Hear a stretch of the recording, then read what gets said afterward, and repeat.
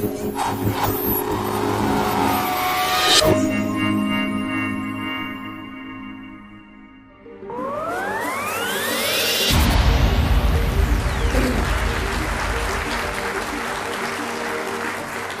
and welcome to this lecture on the science of fireworks.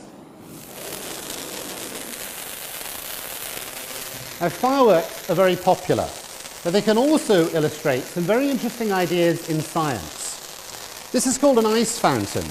It looks as if it's white hot, but actually I can pass my hand through the flame, something of course you should never do with a regular firework. And the reason is that this is based on a different kind of chemistry. And we'll see how that chemistry was discovered in an accident in a 19th century kitchen. We'll also see how an ancient Chinese recipe involving honey led to the development of gunpowder. And we'll see how the bangs made by fireworks have their origins in photography. Now, of course, you should never pass your hand through the flame of a firework.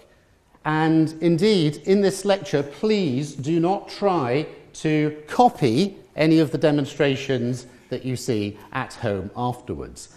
If you do, that's the sort of thing that might happen. So please do not try to copy any of the demonstrations. If you look at all these explosions and bangs and flashes and you think, that looks like jolly good fun, you're right, it is. It's jolly good fun, I have to say. And the way to do that, particularly if you're a youngster, work hard at school, study science, work hard at your science, work hard at your mathematics, and become a professional scientist. And then, like me, you can actually be paid to have fun, right? And that's the best thing about being a scientist, being paid to have fun.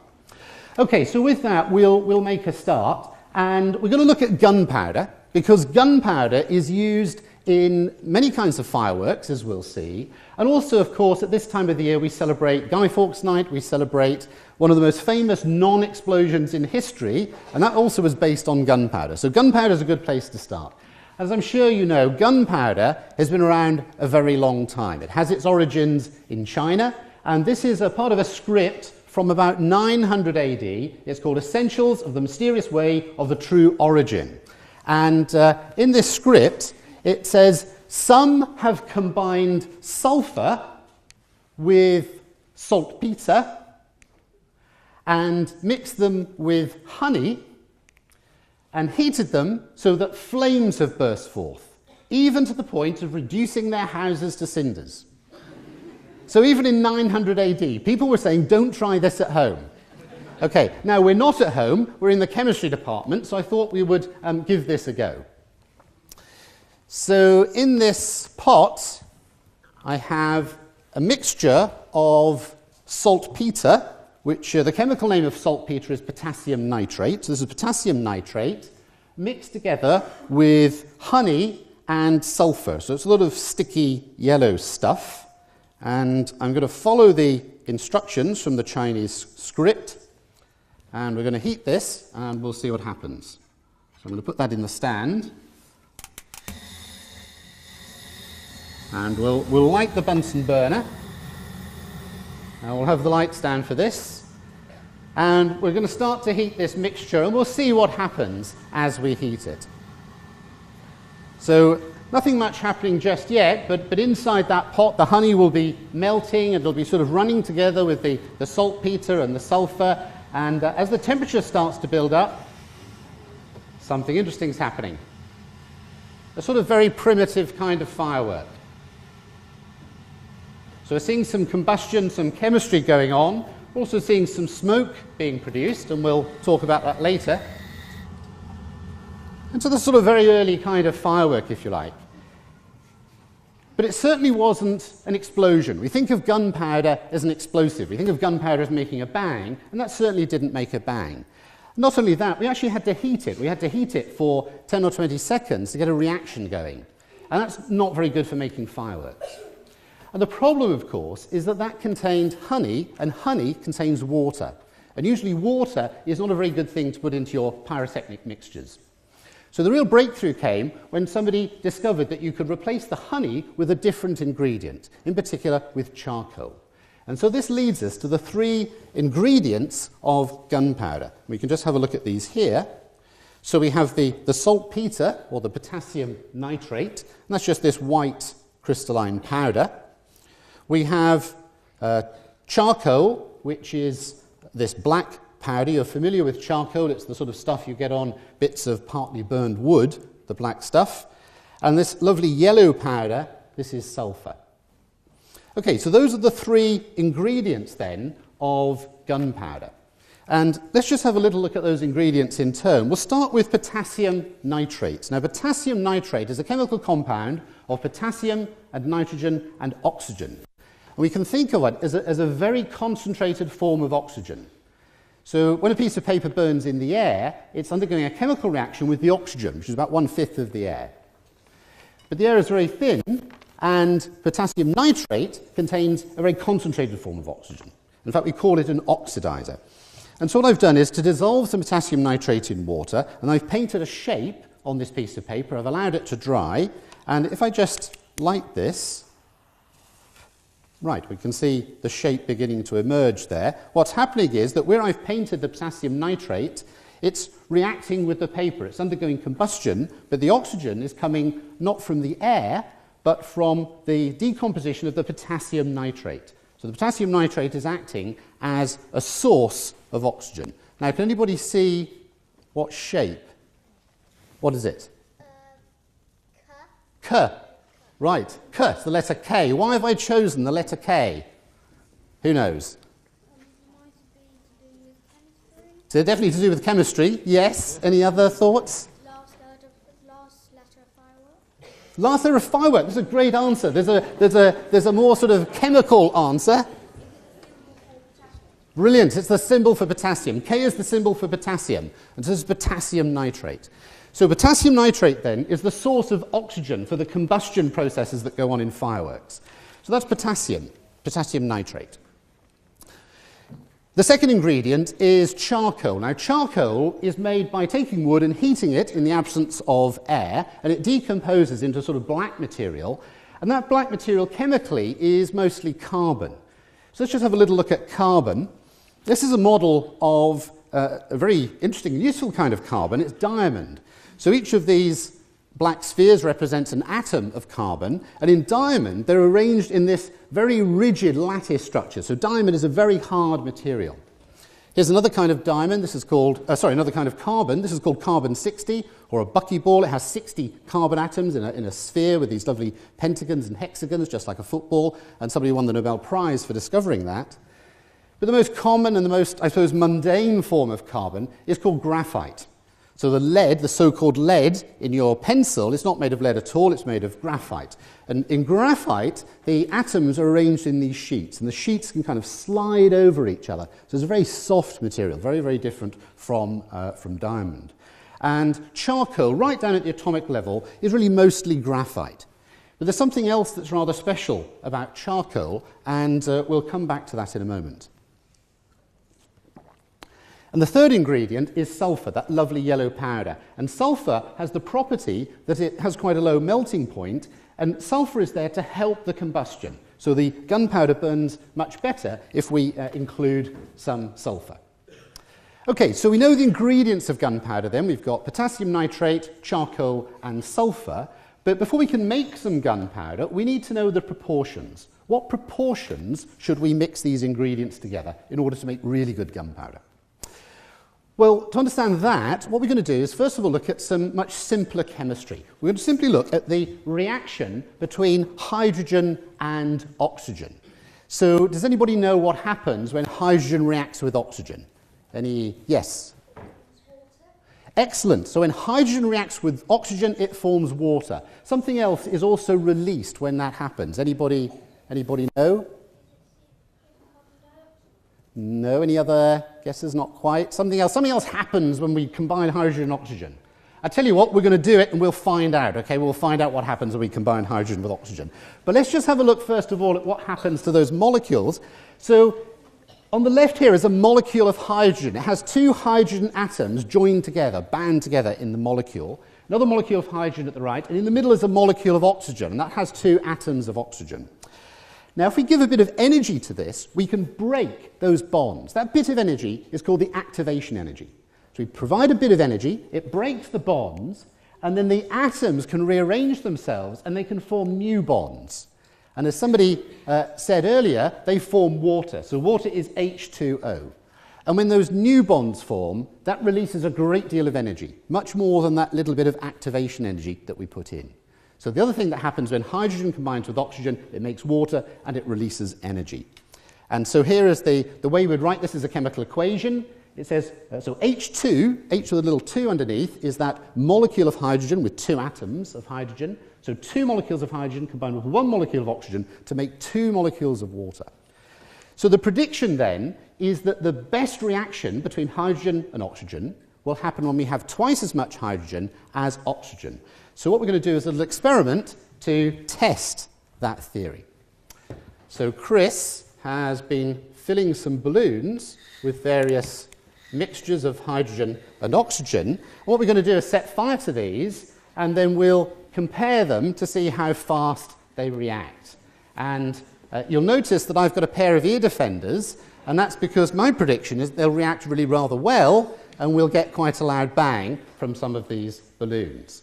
Now, what I want you to do is to listen to see how loud the explosions are. Okay? The louder the bang, the better the reaction. And our prediction is that the loudest bang, the best reaction, will happen when we have twice as much hydrogen as oxygen.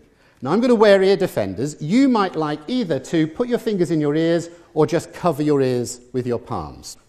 So this first balloon is mostly oxygen, just a little bit of hydrogen, mostly oxygen. So let's see what this sounds like. Okay, so here we go. You ready? Okay, that wasn't very loud, I think you'll agree. Okay, let's try a balloon now which is mostly hydrogen. Mostly hydrogen, just a little bit of oxygen. So we'll see if this is any louder than the last one. Thank you, Chris. You ready? Okay, that was, yes, all right, a little bit better.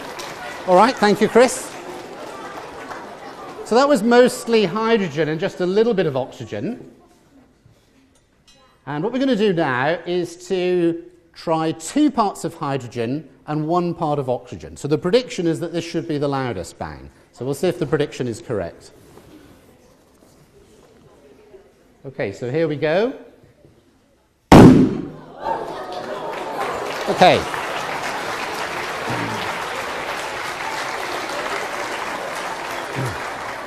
So I think it's pretty clear then that the 2-to-1 mixture I think was definitely the loudest of those 3.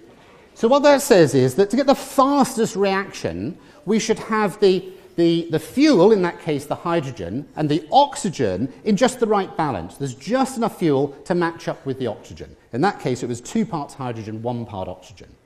Okay, what about gunpowder or black powder then? So in the world of pyrotechnics, we often call gunpowder black powder. So if I say black powder, it means exactly the same thing as gunpowder. So for gunpowder or black powder then, what should the proportions be? Well, long before people understood the chemistry, they had worked out the best proportions just by trial and error. And it's pretty well accepted now that the best proportions for making really good gunpowder is to have 75% of potassium nitrate, 15% of charcoal, and 10% of sulfur. And then they will react in the fastest possible way. And here is the chemistry of the reaction of gunpowder, and I'll test you all on this later. The one thing we can, apart from the fact this is very complicated, much more complicated than the hydrogen and oxygen, if we look at this, we can also see that certain things are formed, things like potassium carbonate, potassium sulfate, ammonium carbonate. These are substances which are solids at room temperature. And that means this reaction produces smoke. So one of the things we'll see is that when we burn gunpowder, we get smoke. And that's why we've got this special safety screen that also sucks away the smoke for us. So we know the ingredients of gunpowder. We know the proportions. So now we're ready to make some gunpowder. So what we'll do is we'll make 10 grams of gunpowder. So to make 10 grams of gunpowder, we need to start with 7.5 grams of potassium nitrate. So there's 7.5 grams of potassium nitrate. So that's 75%. We now need 15% or 1.5 grams of charcoal. That's the black powder, so we'll tip that in. And now we need, last of all, 10% sulphur, so 1 gram of sulphur. So those are the ingredients of gunpowder. I've put them in a beaker, and I'm now going to stir these around and get them thoroughly mixed. And at this point, we're hoping, aren't we, that this is really, really good gunpowder. So I've used really top quality potassium nitrate, really good quality sulphur, and the charcoal is willow charcoal, and that's reckoned to be the best for making gunpowder. So we've got exactly the right ingredients, we've mixed them in exactly the right proportions. I'm stirring them around really thoroughly. So this really ought to be really, really top quality gunpowder. So we'll see how well this burns. Now, I could just sort of set fire to this and see what happens, but I want to be a little bit more scientific. I want to try to measure how good this gunpowder is. So to do that, I'm going to spread the powder in this track, and then what we're going to do is to light the powder at one end and watch the powder burn along the track. Now, we're after a fast reaction, so the faster the powder burns along the track, the better. So what I want you to do when I light this, once you see the gunpowder start to burn, I want you to start counting, just in your heads yourselves, start counting, see how many seconds it takes for the gunpowder to burn from one end of the track to the other. Remember, the faster, the better. Now, at the end there, we've got a little fuse, so I'm going to light the fuse will burn for a few seconds, and then you'll see the gunpowder light, and just count yourselves how long it takes to burn along the track. I think we have the lights down for this, please.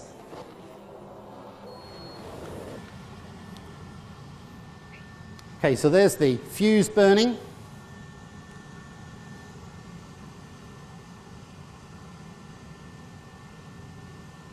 There's the gunpowder burning. Okay, I made that about sort of 12 or 13 seconds, something like that.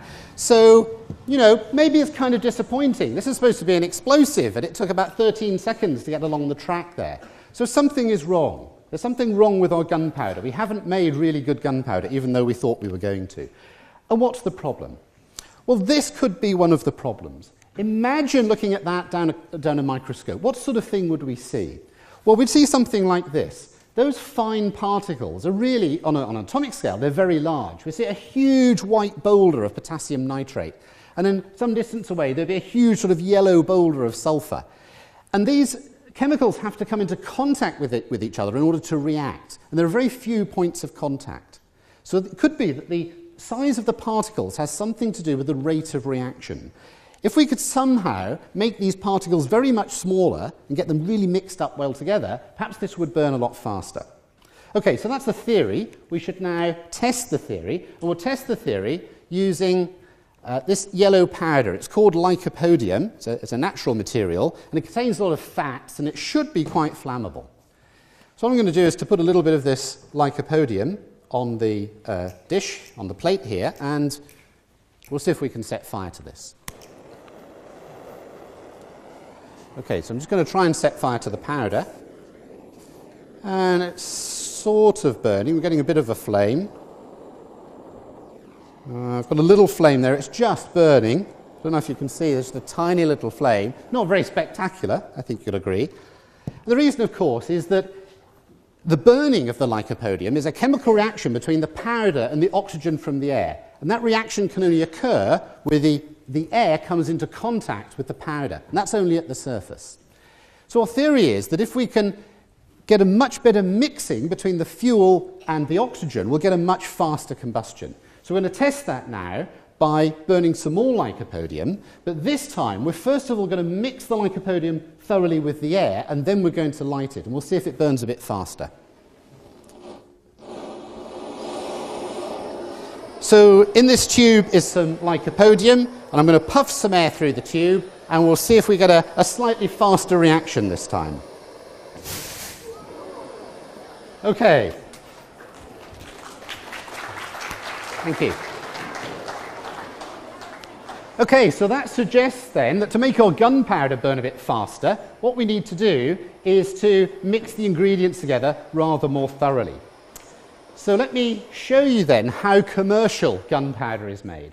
And this is a picture of a piece of equipment from a catalogue from about 1900 from a company that manufactured gunpowder making machines. And this is a key step in the manufacture of gunpowder. This is called an incorporating machine. And I want you to get some idea of the scale of this. Those rollers are 6.5 feet in diameter. They each weigh 10 tons. And this is used to grind the powder for about 3 hours. Now that's going to do a much more thorough job than I did with the beaker and the stick in about half a minute. In fact, not only does it make the particles very small and mix them together very thoroughly, it does something else as well that's rather special. And this comes back to the nature of charcoal. It turns out that if you make gunpowder using chemically very pure carbon, like graphite powder, it doesn't work very well. There's something special about charcoal, which is this natural material made from wood. And this is a picture of some charcoal taken with an electron microscope. And the top left image is about 1 millimetre from one side to the other. And then we zoom in, and what we see is this sponge-like structure. Right? This is a natural structure because it's a natural material, and the process of incorporation, the grinding for hours and hours with those massive rollers, is actually forcing potassium nitrate and sulfur into all these little nooks and crannies in that sponge-like structure. And that's one of the reasons why gunpowder burns as fast as it does. So that's how commercial gunpowder is made. So let's have a look at some commercial gunpowder and see if it burns a little bit faster than the gunpowder we made earlier. So again, we're going to measure this using the track. So again, I have 10 grams of gunpowder, so it's the same quantity as last time. But now, this is very top quality commercial gunpowder. So this is the best gunpowder that you can get. And again, I'm going to sprinkle it along the track over a similar length to last time. And again, we've got a little fuse to light this. When the fuse burns to the end, you'll see the gunpowder burn. And again, I want you to count yourselves how long it takes to burn from one end to the other. And I think last time the handmade gunpowder took about something like 13 seconds. So what we'll see is if this is any faster. We're hoping this will go a little bit faster than that 13 seconds that we had before. So again, we'll pop the lights down.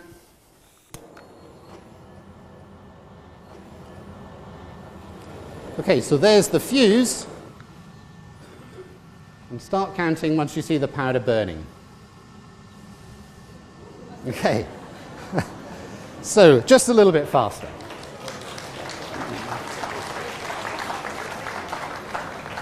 Okay, so that was a lot better. That was maybe half a second or so. So it was at least 10 times faster, or maybe 20 times faster than my handmade gunpowder.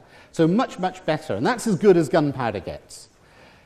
But it's still not an explosion. It still took a half a second or so to burn. In an explosion, we have a very rapid release of energy in a tiny fraction of a second. So how can we get our gunpowder to burn even faster than in that track? Well, to understand how to do that, what we're going to do is have a look again at that simpler chemistry, the reaction between hydrogen and oxygen. So this is what we might see if we imagine being able to look down an incredibly powerful microscope at those molecules.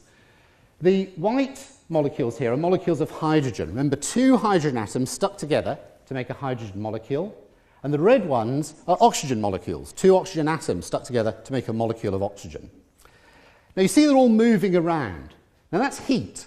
Heat is just the motion of molecules and atoms. All the atoms and molecules in the world are all moving around. In solids they sort of jiggle around, in gases they're moving around like this. And the higher the temperature, the faster they're moving. And from time to time they bump into each other. And if they bump into each other with enough energy, remember that activation energy we talked about before, enough energy to break the bonds, we get a reaction. And that's shown here by a little explosion. So every now and again, you'll see, like there, you'll see a little yellow explosion. Okay, that's when they bump into each other with enough energy to reach that activation energy. So what we want to do is to speed up this reaction. How can we make this reaction go faster? Any ideas on how to make this go faster? Yes? Heat it. Brilliant. Right, so if we heat it up, what will happen? Well, as we raise the temperature, as I'm doing here, we increase the speed. And now, a lot more of those collisions have enough energy to reach that activation energy. And so we get a higher rate of reaction. So heating it up should increase the rate of the chemical reaction. There's something else we could do as well. Instead of heating it up, we could increase the density. So if we increase the density, each hydrogen atom sees a lot more oxygen atoms, and vice versa, and so again we get an increase in reaction rate. So our second prediction is that increasing the density, or the concentration, should also speed up the reaction. And of course we could do both. We could increase the density and increase the temperature, and then we should get a really good reaction. Okay, so those are our two predictions then. So what we need to do now is to test out the predictions. So our first prediction is that a chemical reaction should go faster when it's hotter. So to test out this, what I would like are two volunteers. Oh, you're very keen. You come on down and just wait there at the bottom of the stairs. Let's have somebody from this side who would like to volunteer. Let's have, would you like to come on down? Yes, come on down. Let's have a big hand for our volunteers. Let's come this way. Right, so if you'd like to stand just about there, and if you just want to pop on a pair of safety goggles, that's good. And if our other volunteer would like to come and stand, if you'd like to come and stand over here, we have a pair of safety goggles for you as well. And what's your name? Karina. Here we go. She's going to pop those on. If you come and stand just there. What's your name? Ben. Ben. All right, Ben, you hold this. This is a light stick, and you have a light stick as well. Have you used light sticks before? Have you used a light stick before? Don't worry, I'll show you how to use it. Right. What we've got are two identical light sticks, and we've got two beakers of water. Now, this beaker of water has got ice in it, so it's very cold, and this beaker of water is pretty hot. So these are at different temperatures. And what we're going to do is we're going to start the light sticks, and then we're going to put them in the beakers, change their temperatures, and we'll see what effect that has on the rate of reaction. Now, the reaction, the chemical reaction in a light stick, of course, is producing light. So the faster the reaction, the more light it should produce. So let's test this out. So what I want you to do is take your light stick like this. Here we go, like this, right in the middle like that. What we're going to do is snap it, okay? I'll go 3, 2, 1, give it a big hard snap. 3, 2, 1, snap. Really hard snap. Go on. Oh. Go for it. Yes, well done. And you, big hard snap. I'm sure you can do it. So I'll give you a little bit of a help. Well done. Okay, give it a good shake and pop it in. Just give yours a little bit of a shake. That's it. Pop it in the water. Okay, so we're going to leave that there for a few minutes while they adjust to their temperatures, and we'll see then whether temperature has an effect on reaction rate. So you two just wait there a moment. And our other prediction was that increasing the density should increase the reaction rate. And for this, I'd like to have 3 volunteers, please. You were fast there. Yes, you come on down. You're very keen.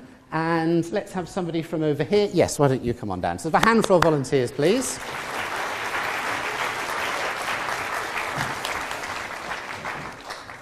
Yes, if you'd like to come and stand there, please, you just wait there a second. And we've got some safety goggles. So if you pop those on, if you'd like to come and stand there, pop on a pair of safety goggles. We need a pair for you, don't we? Here we go. You put those on. Right, what's your name? Will. You're Will. What's your name? Agnes. Agnes, and you are? Matthew. Matthew, right. So in these cylinders at the front, we've got solutions of sodium hypochlorite. And sodium hypochlorite is the active ingredient in bleach. And this is really like solutions of bleach. And in this cylinder, we've got 400 millilitres of sodium hypochlorite solution. In this cylinder, we've got 200 millilitres of sodium hypochlorite plus 200 millilitres of water. So the concentration in this cylinder is just half the concentration in this cylinder. And finally, in the third cylinder, we've got 100 millilitres of sodium hypochlorite plus 300 millilitres of water. So this is half again. So as you go from here to here, the concentration or the density of bleach goes down by 2, and going from here to here, it goes down by another factor of 2. Each of our 3 volunteers has a beaker containing water with blue food colouring in. And these 3 beakers are identical. So in a moment, we're going to pour the water containing the blue food colouring into the cylinders, and what will happen is the sodium hypochlorite should bleach the blue food colouring, and we'll look at the rate at which that happens. So what I want you to do is to take a beaker each. Okay, if you pick up your beaker, and then at more or less the same time, if you come and stand just about there, around the front. Now, can you reach over the top? Can you reach over the top there and pour it in, do you think, if you stand a bit closer? Okay, everybody ready? So you're going to pour yours into there, okay? Can you manage? Good. Okay, off you go then. Start pouring. That's it. Pour it all in. Super job. All right, pop the beakers down. Now, what's happening now is that the sodium hypochlorite should be bleaching the dye, and we should start to see some changes in the colours of these three solutions. And I think already this one at the end here has pretty much been bleached. That's gone pretty clear. The one in the middle is losing its colour. It's not quite as blue as it was. That's getting bleached quite nicely. And the one at the end is starting to lose its colour. But what you can see is the bleaching is happening fastest in the solution of the highest concentration, and it's happening slowest in the solution of lowest concentration. So again, that tells us that if we increase the density or the concentration, that increases the rate of chemical reaction. Okay, let's go and have a look at our light sticks. So would you two like to fetch your light sticks out and just hold them up, and we'll have a look. We just dim the lights a little bit, hold them up nice and high. I think you can see the one that's been in the hot water is glowing very brightly. The one that's in the cold water is not glowing quite so brightly. Just hold them up together like that. Okay, good. Okay, pop them back in the beakers, and if you take your glasses off and go back to your seats, we'll have a big hand for our volunteers.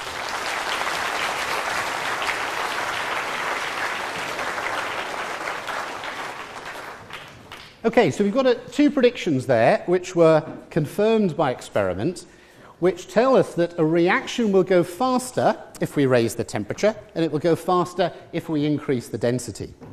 So let's apply those scientific principles to the combustion of gunpowder and see if we can make our gunpowder burn a bit faster. So let's think about what was happening when the gunpowder was burning in that long track. As the gunpowder burns, it releases heat, it releases energy, it produces hot gases, and those gases are simply expanding. They're just pushing back against the atmosphere. They can expand easily. And so as they expand, the temperature can drop, the temperature can fall, the density can fall, and so the reaction rate remains relatively slow. What we can do instead is to take some gunpowder and confine it in a very tight container. Now, as the gunpowder reacts, the energy is released, these hot gases are produced, but they can't escape. And because they're confined, the density can't fall, and the temperature can increase, the reaction rate can increase. And as the reaction rate increases, it increases the rate of energy production, which increases the temperature, which increases the reaction rate even more. And we call this thermal runaway.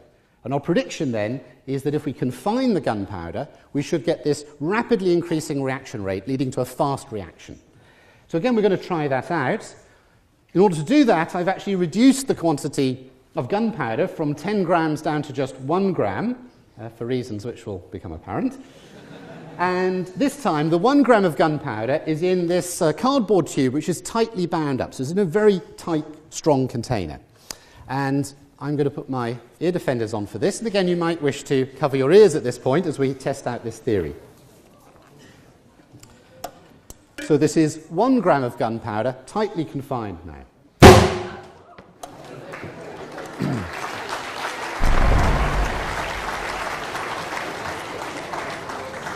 So I think you'll agree then that confining the gunpowder greatly increased the rate of reaction. And this is a very important concept in pyrotechnics and in fireworks, that when we confine pyrotechnic compositions, they burn very much faster. And in some cases, we get an explosion, as we've seen. So there we had a bang. We had a bang from confined gunpowder.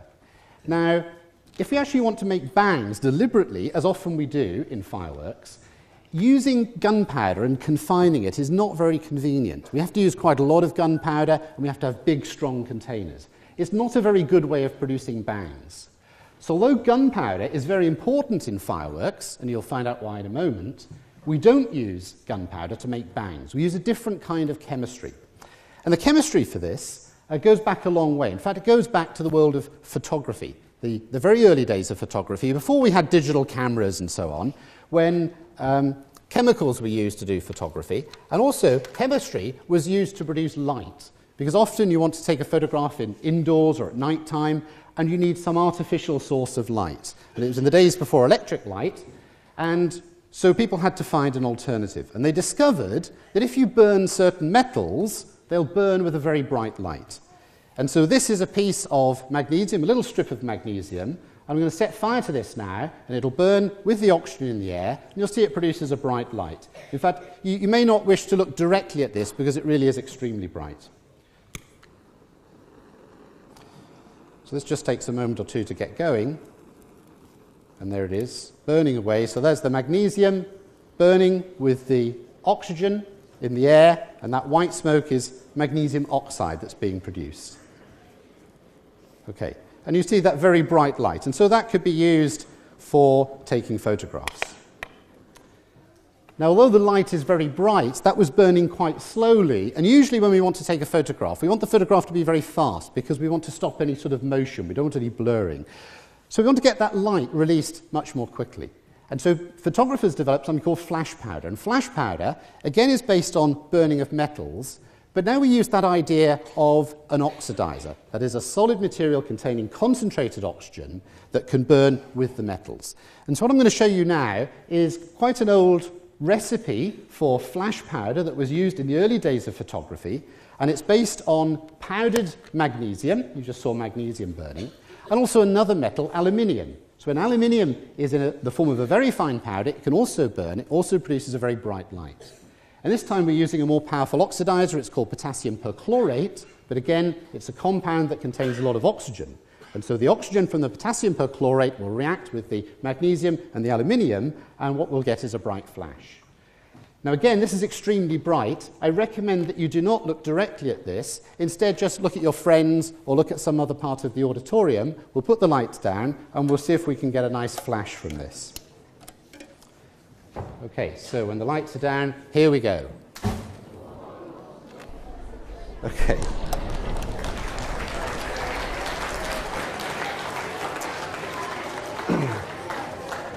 Okay, so that was flash as used for photography in the early days of photography.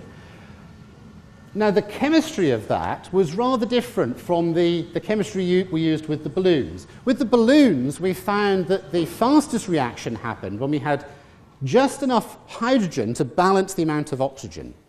In the flash powder there was a huge excess of fuel. There was lots and lots of magnesium, lots and lots of aluminium. And so as it burned, the oxidizer was used up very quickly, and most of that magnesium and aluminium was thrown up into the air and actually reacted with the oxygen in the air to produce light, because the goal of the photographic flash powder is to produce light, to produce a flash. But we can use that same kind of chemistry to produce our bangs for fireworks. And that's done by adjusting the proportions to make them balanced. So we have just the right amount of the metals to combine with the oxidizer. And so this leads to, I think, really quite a dramatic demonstration of the effect of confinement. Now, when we confined the gram of gunpowder, we got a nice bang.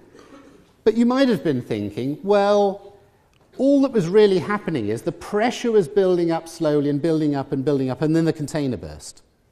Did the reaction rate really increase as a result of confinement, or was it just a container bursting that made the bang? Well, this demonstration, I think, will convince you that the effect of confinement really is to increase reaction rate. So what I've got is 1 gram of pyrotechnic flash powder, and we're going to burn this on an open surface. And then in a moment, we're going to burn exactly the same quantity of exactly the same powder with a little bit of confinement, and we'll see the difference. So we'll leave the lights up for this, but again, this is quite bright, so you may prefer not to look at it directly. So this is 1 gram of flash powder just burning on an open surface. Okay, so pretty similar to what we saw before. We had a bright flash, a little puff of smoke, not very much noise. What we're going to do now is take exactly the same quantity of exactly the same kind of flash powder, but this time we've put the powder in the bottom of a small cardboard tube. So this tube is closed off at the bottom, but it's open at the top. So this is very, very gentle form of confinement. What we're going to do is to just lay a business card across the top. So I'm wondering if somebody in the audience has a business card that I'll say borrow. You may not get it back, we'll see. Anybody have a business card? Somebody must have a business card. Somebody must have a business card. Yes. Lovely, thank you very much. Okay, so what I'm going to do is to take this business card and just rest it gently on the top of that tube. So this is not a sealed container. this container can't withstand any pressure. It's just the business card laid on the top. So there we go. So the same quantity of flash powder, but this time with some very gentle confinement. But this time, I'm going to put my ear defenders on, and I would recommend very much that you cover your ears for this. So this is how we make the bangs in fireworks. Okay, here we go.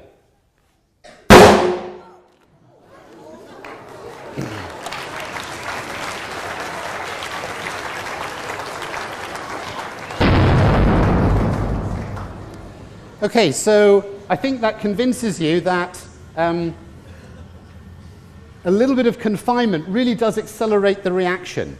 And this is, that's pretty much all that's left of that cardboard tube. And I'm afraid your business card didn't really do very well, but I'll let you have that back as a souvenir. There we go. All right. So that's how we produce the bangs in our fireworks. Now, we want to produce lots of other effects in fireworks, of course, and one of the most important effects in fireworks is colour. Fireworks would be very boring if we didn't have colours. So how are we going to make coloured fireworks? Well, the secret again comes from chemistry, and it comes from adding compounds to our pyrotechnic mixture, compounds which are made from specific metals. So again, metals play an important role. And depending upon the particular metal we use, so we get a different colour. So to get red, we use strontium. To get orange, we use calcium. For yellow, we use sodium. For green, we use barium.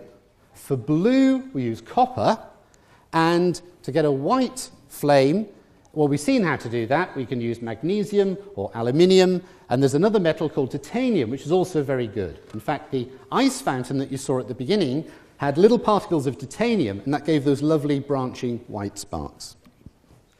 So let's look at an example of this. We'll look at the colour red, and we'll see how to make a simple red flare. So we're going to combine 3 ingredients. The first is that oxidizer, potassium perchlorate. So the ATE at the end, the 8, that tells you that this has got some oxygen in it. So this is our source of oxygen, our oxidizer. The fuel is something called a Croides resin. Now this is sort of sticky gum that oozes out of the bark of trees in Australia, and it's sort of gathered up and dried and ground up into a powder, and it turns out it makes a very good fuel for pyrotechnics. And then the third ingredient is where our colour comes from. This is strontium carbonate. Now strontium carbonate is just a white powder. It's not the colour of the powder, it's actually the strontium atoms which will get into the flame and will emit this red light. So let's just have a little look at a simple flare then. A red flare made using that chemistry.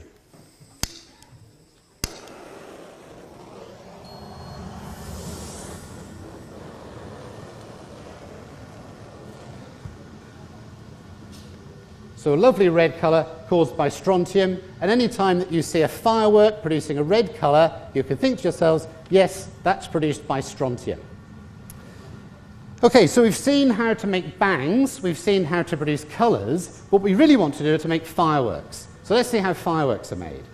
Now, there are hundreds or maybe thousands of different kinds of fireworks. We don't have time to look at them all, so we're just going to look at one kind of firework. And it's the kind that's the most important for big professional displays.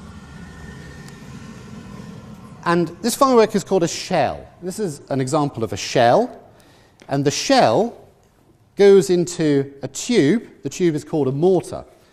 So the shell is lowered into the mortar, and when we're ready to fire the firework, a gunpowder charge at the base of the shell is ignited, and this then functions like a cannon. It shoots the shell, rather like a cannonball, straight into the air, and at the highest point, the shell explodes, and we get some lovely effect. And to see what's going on, let's just have a look at a cross-section through a shell. So there's the cross-section of our shell, and the first thing we have is a fuse. So the fuse is used to conduct the flame down into the shell, and the flame is sent down to the charge of gunpowder at the bottom. That's called the lifting charge. So that explodes, and that pushes the shell up the mortar and into the sky. And this is where we use gunpowder, black powder, rather than flash powder. Flash powder makes a very sharp bang, but gunpowder, when it explodes, is a softer explosion. It's more like a push, and it's good for pushing the shell up the mortar and into the sky. Now that lifting charge also does something else as well. It sets fire to a delay fuse that produces a delay of a predetermined number of seconds. And when the shell is at the highest point, that delay fuse then lights another charge of gunpowder in the middle of the shell. That's called the bursting charge. And that bursting charge blows the shell apart. Also inside the shell, we have some kind of an effect. And often the effect takes the form of stars. So stars are like cylinders or spheres of compressed pyrotechnic mixture, and they're ignited by the bursting charge, and they might, for example, produce colour. So they might be a bit like our red flare. We'd see the shell explode, and all these points of red light spreading out from the shell. Okay, so we looked there at a 4-inch shell, but if you really want to have some fun, then what you need is one of these. And this is called an 8-inch. This is an 8-inch mortar. And the 8-inch mortar is used to fire this, which is an 8-inch shell. Now, I don't know if anybody would like to just get hold of that and just tell us, is it heavy? Seriously heavy. All right. So this is quite a serious firework. In fact, when an 8-inch shell leaves the top of the mortar, it's travelling at 200 miles an hour. And it travels to a height of about 1,000 feet.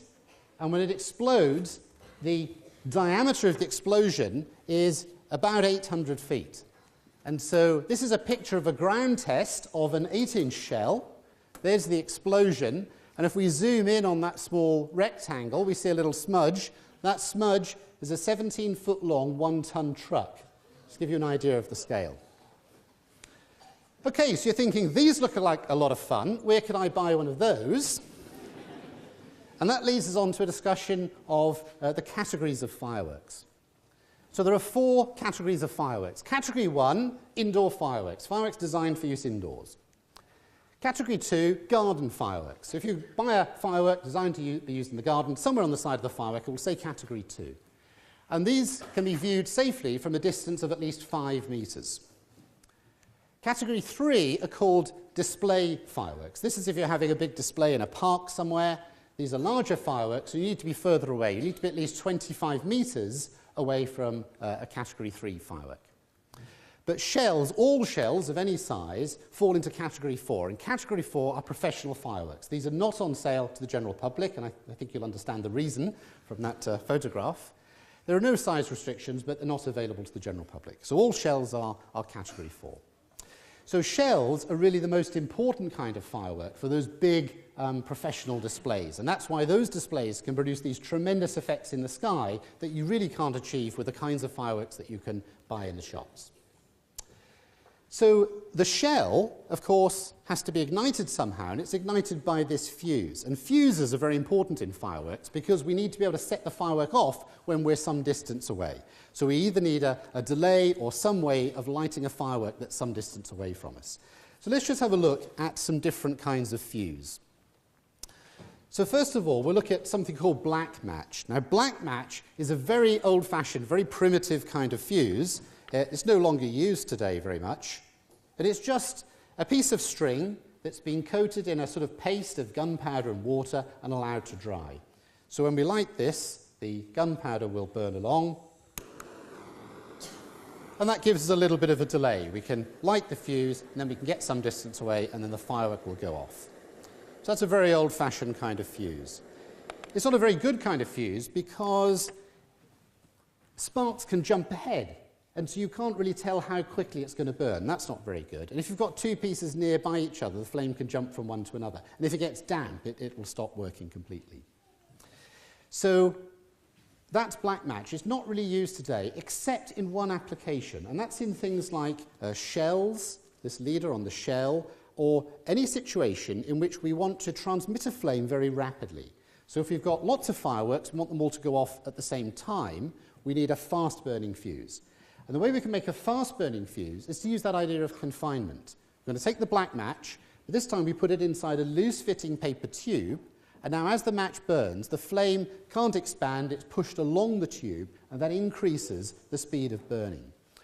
So what we've done here is to take a section of black match, but instead of putting it inside a paper tube, it's now inside a clear plastic tube so that you can see what's happening. So we're going to put the lights down, and I'm going to light this section of black match that's outside the tube. And as that black match burns along, the flame in a moment will go inside the tube, and you should be able to see it speed up a little bit. Okay, here it goes. Okay.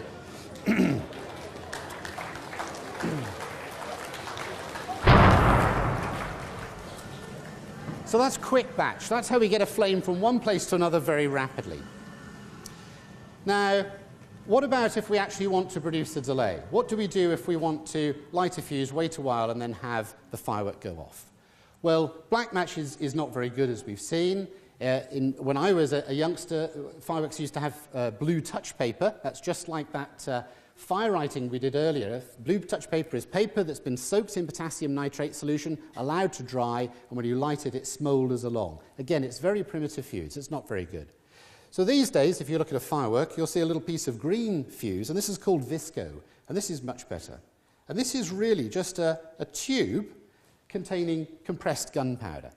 If I just get a torch, I'll just light this section of visco, and you can see it burning along. So this is just a tube containing compressed gunpowder.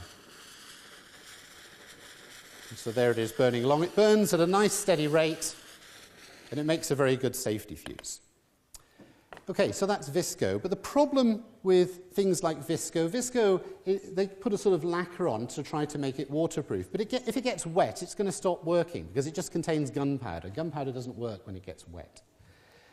What are we going to do if we're in sort of the middle of November or November the 5th and it's a sort of a grey, rainy day and the field's all muddy and so on? We need some sort of fuse that isn't going to be affected by damp.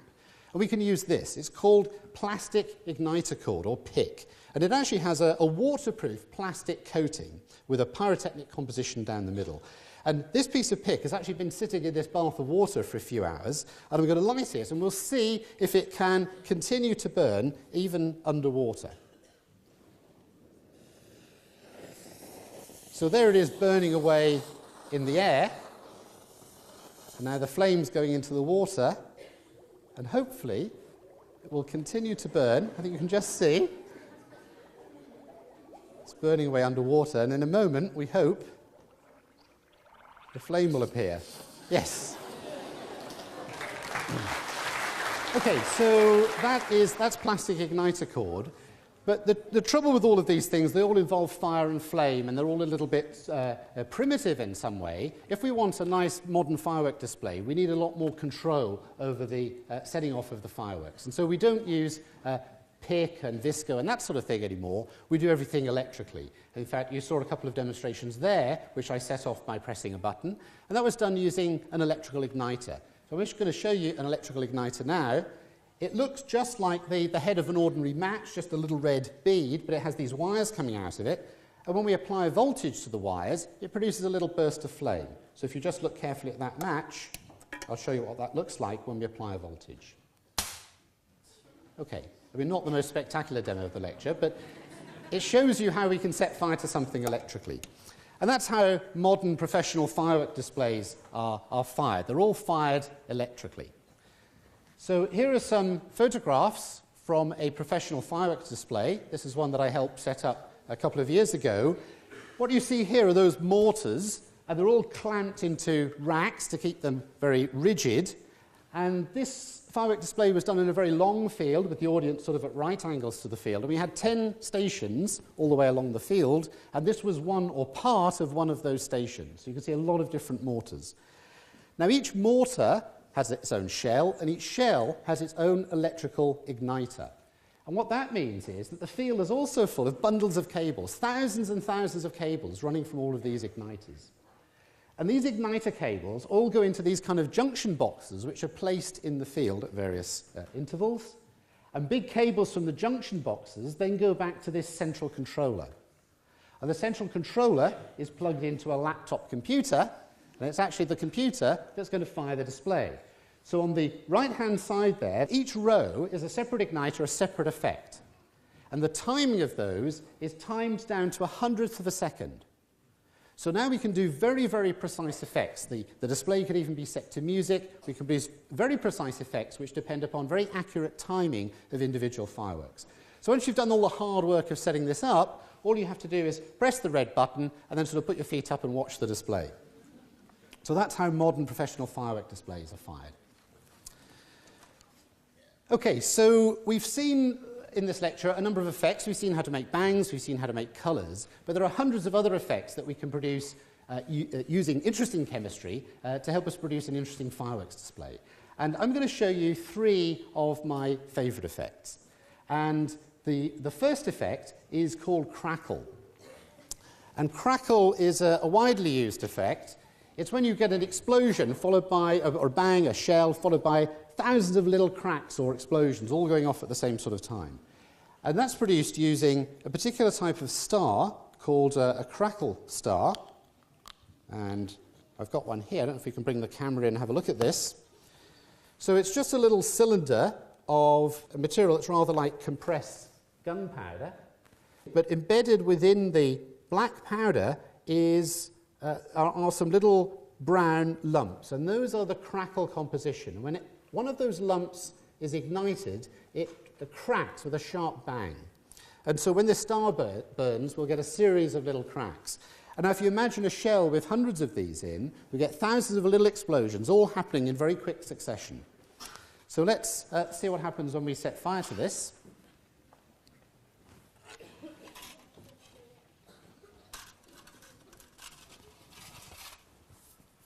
So we'll put that in the hood. I think we might have the lights down for this. All right, so this is a crackle star.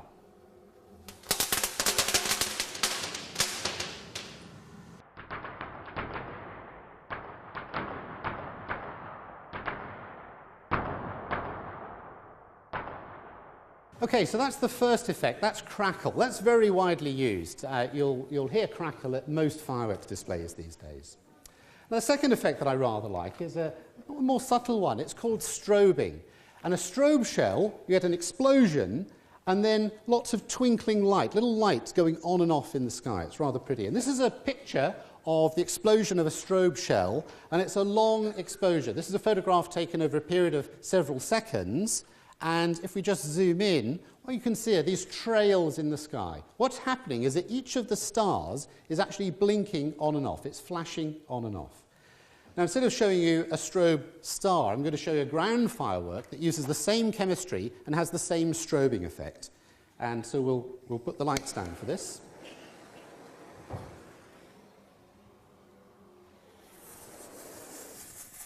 And we see once it gets going, it's starting to flash. Now, what's very interesting here is the flashing is not caused by little particles, little lumps of flash material.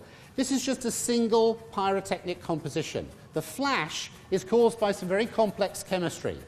During the dark phase, some reaction products are being produced, and when they build up to a certain level, they themselves undergo a reaction to produce the flash. But the exact mechanism is not really understood.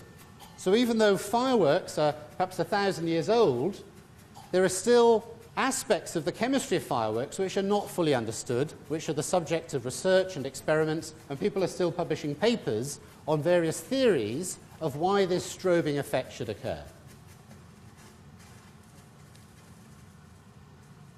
Okay, so that's strobing, pyrotechnic strobing.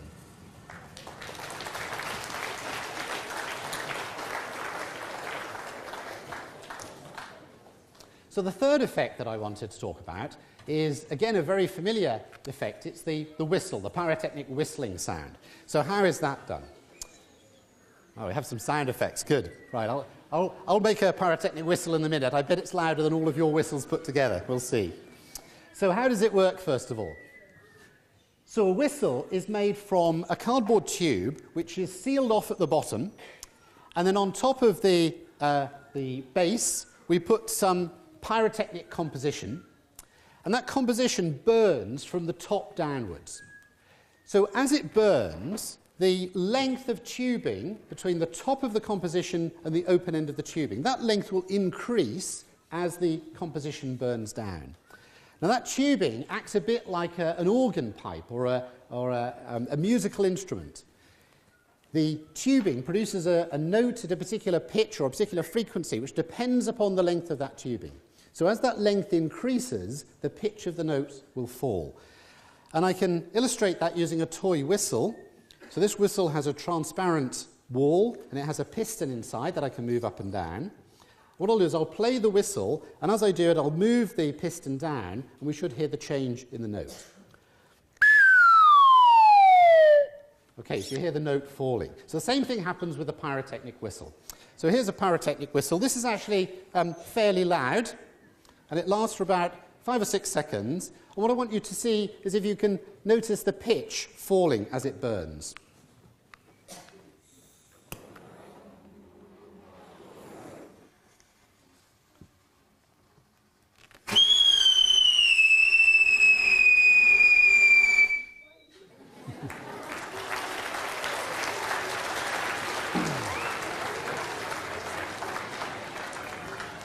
Okay, so that's the pyrotechnic whistle. Now, one of the things you notice about the whistle and about a lot of the other demonstrations is that we have this smoke.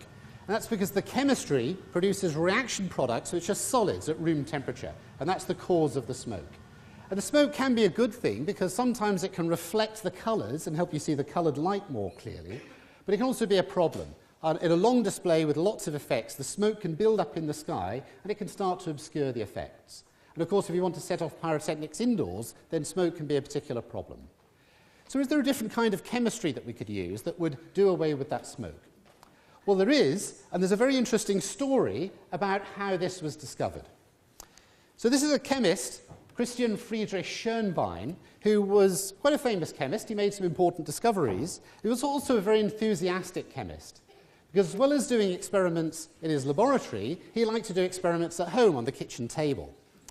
Now, this is the middle of the 19th century, and in those days, the kitchen would have been operated by his wife. That was his wife's domain, and she didn't like him doing these experiments, so she banned him from doing experiments in the kitchen. But one day, she was out of the house, and he couldn't resist, so he started to do some experiments with a mixture of concentrated nitric and sulfuric acids. So a very, very corrosive mixture. And unfortunately, he spilled some of this mixture on the kitchen table. So very quickly, he reached out for a cloth to wipe this up. But unfortunately, the cloth that he reached for was his wife's cotton apron. So he wiped up the nitric and sulfuric acids with the cotton apron, and then he hung the apron up to dry in front of the stove. And when it dried out, he got a little surprise. And let me show you what that surprise looked like. So this is a piece of cotton cloth. It's been treated with concentrated nitric and sulfuric acids, and it's been washed and dried, and the end result is unchanged. This looks and feels just like an ordinary piece of cotton cloth. But I'm going to set fire to it, and I want you to watch closely what happens. So let's see what happens when I burn this piece of treated cotton cloth. So it seems to have disappeared. What's happened? Well, it hasn't disappeared, of course. What's happened, of course, is that all of the reaction products are invisible gases. They're things like carbon dioxide and nitrogen gas and water vapor, things that are present in the air already, and they're invisible gases, you can't see them. What was going on there is that when we treated the cotton with the nitric and sulfuric acids, a special process happened, we call it nitration, in which some nitrogen and oxygen has been incorporated into the actual molecules of the cloth. Now, cotton, is made out of a material called cellulose, and when we treat it with these acids, it becomes nitrocellulose. And so whereas gunpowder is a mixture of the fuel and the oxidizer, in nitrocellulose, the actual molecules are changed. The oxygen is built into the molecule. So we sort of have perfect mixing between the fuel and the oxidizer. So that's a little piece of nitrocellulose. What I thought we'd do is to just show you a slightly larger quantity of nitrocellulose. I think we'll put the lights down for this one. So again, this is the combustion of nitrocellulose, but this time a slightly larger quantity.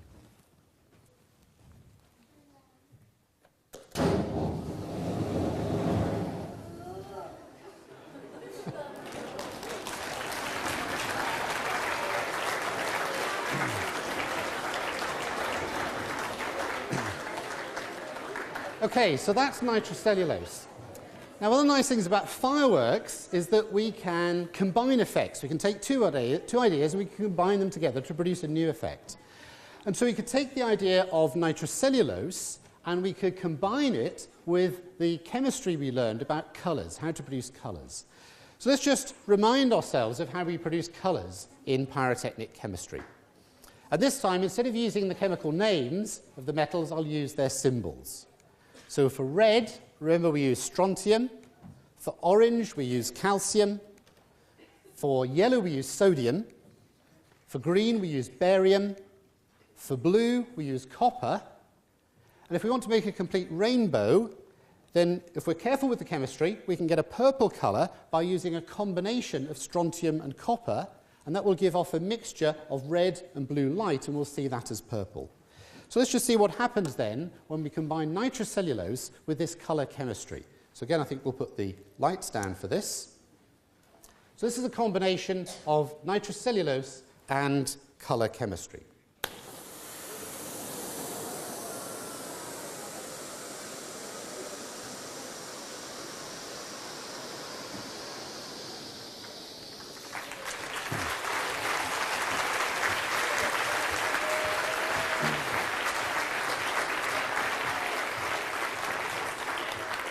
Okay, well, thank you very much. We're almost at the end of the lecture.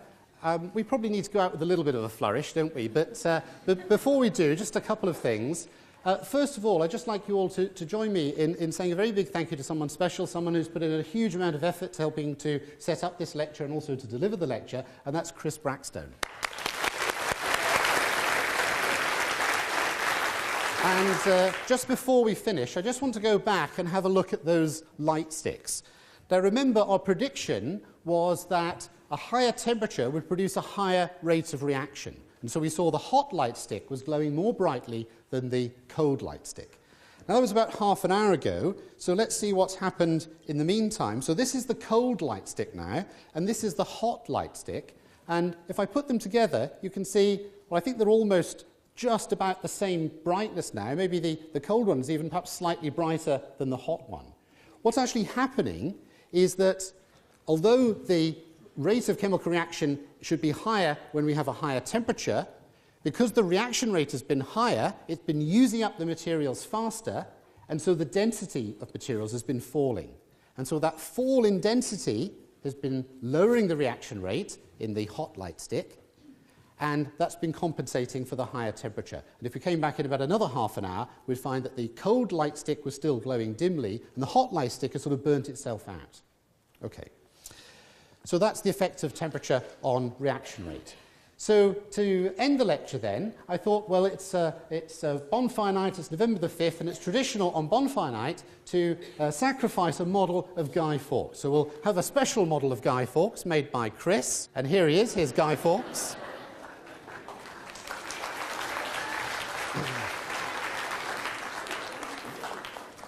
Now this Guy Fawkes is a little bit unusual because he's made entirely out of nitrocellulose.